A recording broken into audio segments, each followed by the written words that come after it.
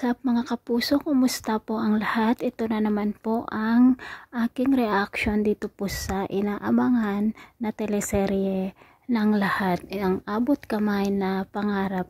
Dahil nga po sa nakaligtas na po si Annalyn doon sa kamay ni Melba at dinala na nga ng mga pulis si Melba upang dalhin po sa mental hospital. Naawa naman si Annalyn dito sa kalagayan ni Melba at sinabi nito na gusto niya itong tulungan. Kung kaya't dinala nila sa It's Rich Medical Hospital nang sa ganun nga po ay mabigyan ng lunas ang pagka-depress ni Melba at gagawin din ni Annalyn ang lahat nang sa ganun nga ay mahanap niya ang anak ni Melba dahil ito ang makakatulong nang sa ganun nga ay mabilis ang pagbabalik ng pagkatino ng isip nitong si Melba. Samantala, masayang masaya naman ang ating bida dahil nga po doon natulog sa kanilang bahay si Doc RJ at nagsalo-salo pa silang kumain, kung kaya't masayang masaya ang ating bida dahil sa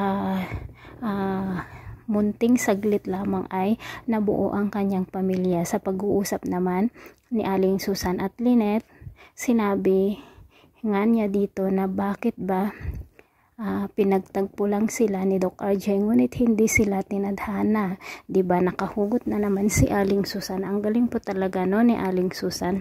Good vibes din talaga ito. Samantala, ito naman pong si Zoe ay kinausap niya ang kanyang ina na tigilan na nga niya ang mag-inang sina Annalyn at Lynette. Ngunit sinabi naman ni Moira na gagawin niya ang lahat nang sa ganun nga ay hindi nababalik si RJ doon kay Lynette. Ngunit hindi po nila alam na naglalagay na po si Doc RJ sa bahay nila Lynette at doon pa kumain.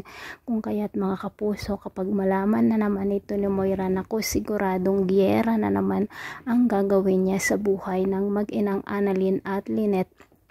Pero sigurado si Doc RJ naman na talaga ang makakalaban niya kapag may gagawin na naman siyang masama dito sa mag-ina.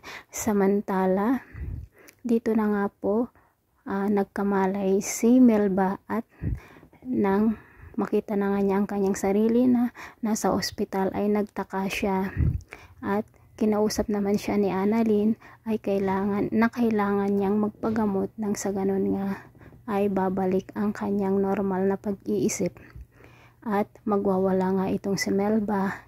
Ngunit gagawa naman po si Annalyn ng paraan nang sa ganon ay makatulog muli ang kanyang pasyente na si Melba. So good job Annalyn, napakabuti po talaga ang ating bida na si Doktora Annalyn Santos at talagang matulungin, diba? Buti na lang hindi siya napahamak.